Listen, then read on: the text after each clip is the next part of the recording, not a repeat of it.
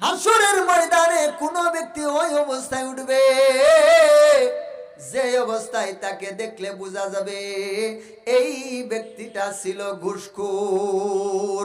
হাসরের ময়দানে ওই অবস্থায় উঠবে যে অবস্থায় কোন ব্যক্তিকে বোঝা যাবে এই ব্যক্তি ছিল হারামখোর। তার মানে কি বোঝা গেল?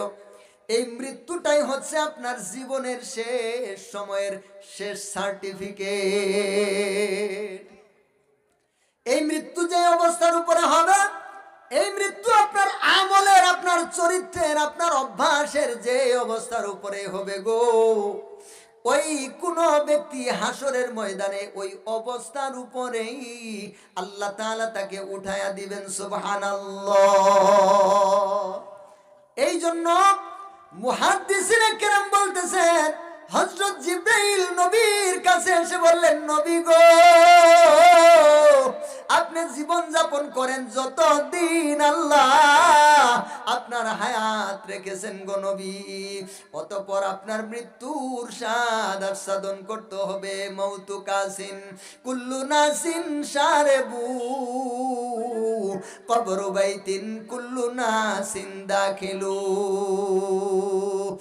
এই আল্লাহর নবী সাল্লাল্লাহু আলাইহি ওয়াসাল্লামকে এই কথাটা বলার মাধ্যমে আল্লাহ সুবহানাহু ওয়া তাআলা এই বিষয়টাকে বুঝিয়ে দিলেন।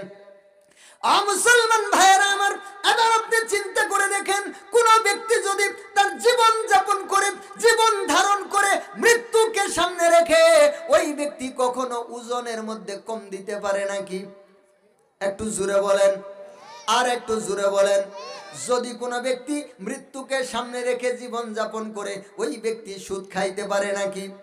কোন ব্যক্তি যদি মৃত্যুকে সামনে রেখে জীবন যাপন করেন, ওই ব্যক্তি কি ঘুষ খাইতে পারে নাকি? কোন ব্যক্তি যদি মৃত্যুকে সামনে রেখে জীবন যাপন করতে পারে, তাহলে ওই ব্যক্তি হারাম কাজ করতে পারে নাকি?